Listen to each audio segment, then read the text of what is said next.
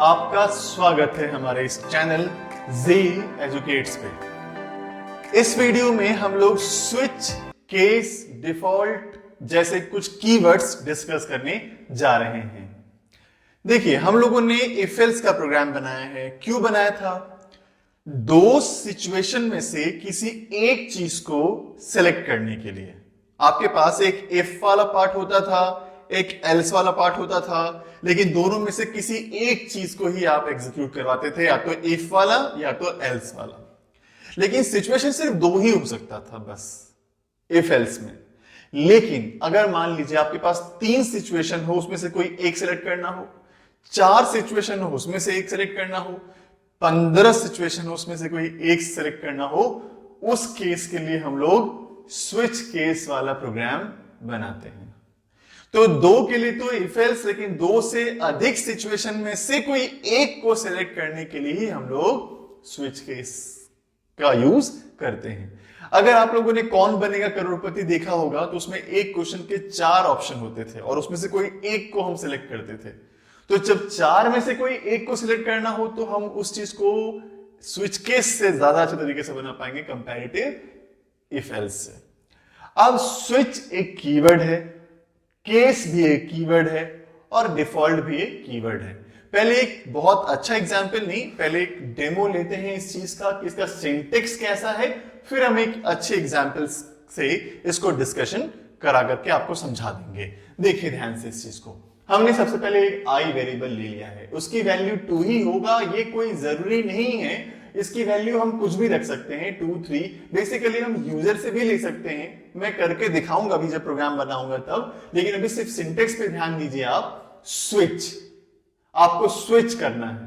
कहां? जो आई की वैल्यू होगी ना, आप उस केस के पास स्विच कर जाओगे। तो स्विच आपको उस जगह पे, उस केस पे लेके चला जाएगा जो आई की वैल्यू होगी। और देखिए यहां पे कौन कौन सा केस है। केस 1 है, केस 2 है, केस 3 है, और 1, 2, 3 के अलावा कोई भी केस हो जाए वो सब कहा जाएगा, डिफॉल्ट केस में जाएगा। तो देखिए ध्यान से समझिएगा इस चीज को कि आई की वैल्यू यहां पे क्या है बताइए, 2। तो ये स्विच करेगा कहां पे?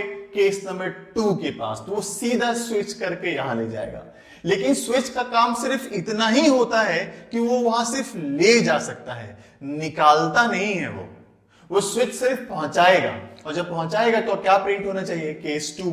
लेकिन ये केस 3 भी प्रिंट करेगा, इनवैलिड भी प्रिंट करेगा, जो कि होना नहीं चाहिए था, लेकिन ऐसा ये होगा।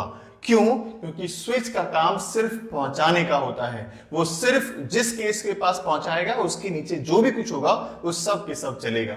अगर मान लीजिए आई की वैल्यू अगर मैं यहां पे 1 रख दूं, तो ये यहां जाएगा और बाकी सब चलाएगा, जो कि होना नहीं चाहिए। तो इस जो प्रॉब्लम हम लोग देख रहे हैं ना, तो ये प्रॉब्लम का सॉल्यूशन क्या है? हमें आपको एक और चीज सिखाना पड़ेगा, ब्रेक लगाना। हर केस के लास्ट में हम एक ब्रेक कीवर्ड का यूज करते हैं, क्योंकि ब्रेक कीवर्ड ही हमें निकालता है हमें वहां से। तो देखिए अब यहां पे इस चीज को फिर से समझिए। आई की वैल्यू 2 है। अब स्विच क्या करेगा? सिर्फ केस नंबर 2 पे पहुंचाएगा और ये क्या प्रिंट करेगा? केस 2, और ब्रेक वहां से निकाल के बाहर कर देगा आपको स्विच केस से, है ना? तो ब्रेक कीवर्ड लगाना जरूरी है, और ब्रेक के वजह से हम बाहर निकल पा रहे हैं। स्विच और केस की वजह से तो सिर्फ हम वहां पहुंच पा रहे हैं बस। ठीक है, तो ब्रेक लगाना जरूरी है। अब देखिए यहां पे ब्रेक लगाएं या ना लगाएं कोई दिक्कत नहीं है। क्यों? क्योंकि ब्रेक लगाएंगे तब भी वो यहां जाएगा, और ब्रेक नहीं लगाएंगे तब भी वो यहीं जाएगा, बाहर ही निकलेगा।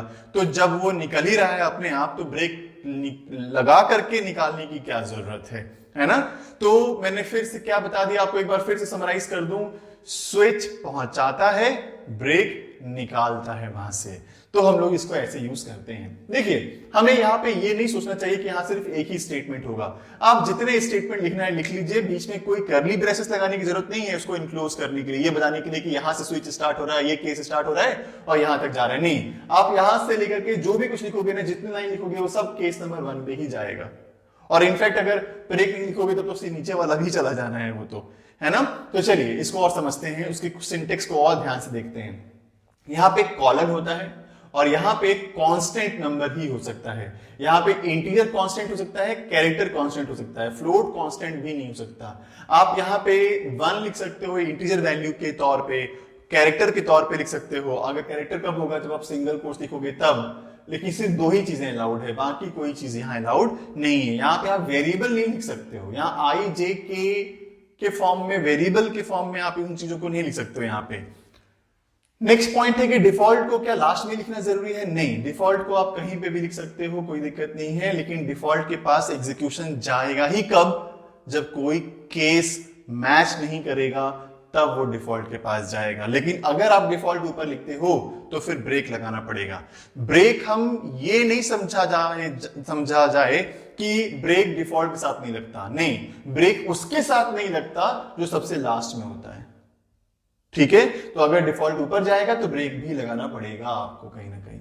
तो समझ आ रहा है? आप इसको फिक्स नहीं करोगे, 2 से फिक्स नहीं करोगे, आप यूजर से वैल्यू ले लो ताकि आप किसी भी केस पे जा सको। और इसका प्रोग्राम हम लोग क्या बना सकते हैं? अब देखिए, ध्यान से समझिएगा। जैसे कैलकुलेटर हम लोग बनाते हैं ना, हमारे पास बहुत सारे ऑप्शंस होते हैं, एडिशन, सब्ट्रैक्शन, मल्टीप्लिकेशन, डिवीजन, बहुत सारे ऑप्शंस हैं। लेकिन उसमें से कोई काम तो एक बार में एक ही करते हैं, तो बहुत सारे ऑप्शन में से कोई एक चीज को सिलेक्ट कर रहे हैं, तो उस चीज का हम प्रोग्राम कैसे बनाएंगे? स्विच केस से। और मैं आपको बना करके शो करा रहा हूं। ये प्रोग्राम स्विच केस के कॉन्सेप्ट को थोड़ा और क्लियर कर देगा। ये प्रोग्राम किस चीज का है पहले समझते हैं। देखिए, प्रोग्राम है किस चीज का? हमने यूजर से कहा है कि आप वो 1 प्रेस करें अगर वो एडिशन कराना चाहता है, तो वो 2 प्रेस करे अगर सब्ट्रैक्शन करना चाहता है, 3 प्रेस करे मल्टीप्लिकेशन करने के लिए, 4 प्रेस करे डिवाइड करने के लिए। तो इन चारों में से वो जो भी काम करना चाहता है, उसके लिए जो भी ऑप्शन दिए गए हैं वो प्रेस करे, वो वही काम आपका प्रोग्राम करके दिखा देगा। तो ये प्रोग्राम कैलकुलेशन करने के लिए है, कैलकुलेटर का है। आपके पास 4 ऑप्शन है, चारों में से कोई एक काम हो सकता है, जो भी यूजर चाहेगा वो। तो चलिए इस प्रोग्राम को देखते हैं, समझते हैं ध्यान से। सबसे पहले हमने वेरिएबल तो मेमोरी में बना ही लिया, ए, बी, सी और आई। हमने एक ए बना लिया है, एक बी बना लिया है, एक सी बना लिया है और एक आई बना लिया है। फिर यूजर से कहा 1 प्रेस करो अगर ऐड करना चाहते हो, तो 2 प्रेस करो सब्ट्रैक्ट करने के लिए, 3 प्रेस करो मल्टीप्लाई करने के लिए, 4 प्रेस करो डिवाइड करने के लिए। उसके बाद स्क्रीन रुक जाएगा क्योंकि स्कैनएफ आ गया, और स्कैनएफ स्क्रीन को तब तक रोके रखता है जब तक वो इनपुट यूजर से ना ले ले। तो अब हमारे पास 4 ऑप्शन है, यूजर को जो भी समझ आएगा वो ऑप्शन तो प्रेस करेगा ही करेगा। मान लीजिए कि हमें 3 मल्टीप्लिकेशन करना है, हमने 3 प्रेस किया, तो वो 3 कहां चला गया है? आई में, तो आई में 3 चला गया है। लेकिन अब देखिए एक बात है कि जो ये मल्टीप्लिकेशन करेगा वो किस नंबर पे करेगा? वो नंबर भी तो होना बहुत जरूरी है। तो वो नंबर किससे होगा? तो हमने उसको ए में और बी में ले लिया है यूजर से मांग करके। तो हमने यूजर से पहले कहा एंटर 2 वैल्यूज, और जब वो वैल्यू देगा तो हम उसको ए और बी में रख लेंगे। मान लीजिए हमने यहाँ पे 10 ले लिया है और हमने यहाँ पे 5 ले लिया है, तो हमने इनपुट ले ही लिया है। उसके बाद अब आई की वैल्यू बताइए क्या है? 3। तो स्विच क्या करेगा? केस नंबर 3 पे एग्जीक्यूशन को पहुंचा देगा। तो जैसे आई की वैल्यू 3 है, वो केस नंबर 3 पे आ जाएगा, और जब यहां आएगा तो ए की वैल्यू बताइए क्या है? 10, बी की वैल्यू क्या है? 5 इंटू 10 इज 50। तो 50 स्टोर कहां हो चुका है? सी में, तो सी में 50 आ चुका है। अब देखिए आउटपुट क्या आएगा? Multiplication is equals to 50। तो ये प्रिंट हो जाएगा। और उसके बाद क्या है? ब्रेक। ब्रेक क्या करेगा? स्विच से बाहर निकाल देगा, और जब स्विच से बाहर आ ही जाएंगे तो रिटर्न 0 से प्रोग्राम खत्म हो जाएगा। चारों में से कोई एक ही काम हुआ है। आपने ऑप्शन 4 दिया था लेकिन काम एक ही हुआ है, क्योंकि 4 में से कोई एक को चूज करना ये स्विच केस का ही काम हो सकता है। अगर मान लीजिए यूजर ने यहां पे 4 प्रेस किया होता, तो 4 प्रेस किया होता तो आई में तो 4 आ गया होता। हमने वैल्यू भी ले लिया, मान लीजिए हमने वैल्यू ले लिया 10 और 5 ही ले लिया। मान लीजिए फॉर एग्जांपल ये आई की वैल्यू 4 है, तो केस नंबर 4 पे पहुंचा देगा एग्जीक्यूशन को। 10 को 5 से डिवाइड करेंगे तो 2 आ जाना है, तो 2 स्टोर किस में होगा? सी में, और आउटपुट क्या आएगा? Division equals to 2।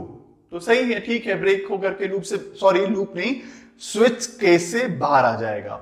अब समझना है एक बात, मान लीजिए डिवीजन के टाइम पे यहां पे बी में अगर किसी ने 0 प्रेस कर दिया तो 10 डिवाइड बाय 0 ये प्रॉब्लम क्रिएट कर सकता है।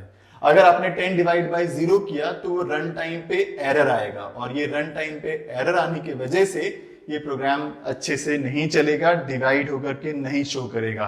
तो ये एक प्रॉब्लम हो सकता है, लेकिन मेरा इंटेंशन अभी वो चीज को ठीक करना नहीं था। वो कैसे करेंगे वो भी बता देता हूं, लेकिन अभी सिर्फ आपको स्विच केस के कॉन्सेप्ट्स को समझाना था बस। हाँ, अगर इस प्रॉब्लम को भी सॉल्व करना अगर हो आपको, तो आप यहां पे एक इफ लगाओ, लिखोगे if b is equal to 0, if के प्रिंटफ में लिखोगे आप डिवीजन नॉट पॉसिबल, और एल्स में आप दोनों स्टेटमेंट को इनक्लोज कर दोगे, तभी डिवाइड होगा और तभी वो प्रिंट करके शो करेगा। तो इसको और बेहतर बना सकते हैं, लेकिन अभी हमने जो बताया है आपको मेनली वो ये था कि स्विच केस को यूज कैसे किया जाए। इस प्रोग्राम को आप देखो, समझो ध्यान से, और अगर कोई डाउट अगर हो तो प्लीज पूछ सकते हो आप कमेंट करके, और अगर कोई प्रॉब्लम हो तो मैं कमेंट बॉक्स में ही आपको रिप्लाई दे करके कुछ समझाने की कोशिश करूंगा, और फिर भी समझ में नहीं अगर आता है, बहुत ज्यादा प्रॉब्लम्स अगर क्रिएट होते हैं तो मैं दोबारा से भी समझा सकता हूं। चलिए इतना रखते हैं इस वीडियो में, और अगर आपने अभी तक सब्सक्राइब नहीं किया हमारे चैनल को तो प्लीज सब्सक्राइब करें, शेयर कीजिए, जितना हो सके शेयर कीजिए। आप हर वो स्टूडेंट तक सी का ट्यूटोरियल पहुंचाइए जो वाकई सी सीखना चाहता हो, और अगर कोई डाउट हो तो आप कमेंट बॉक्स पे बिल्कुल लिख सकते हैं। कोई सजेशन हो तो प्लीज मेंशन करें आप, और सब्सक्राइब करके बेल आइकन को जरूर प्रेस किया कीजिए, क्योंकि उसी से ही आपको नोटिफिकेशन मिलता रहेगा। Thank you so much.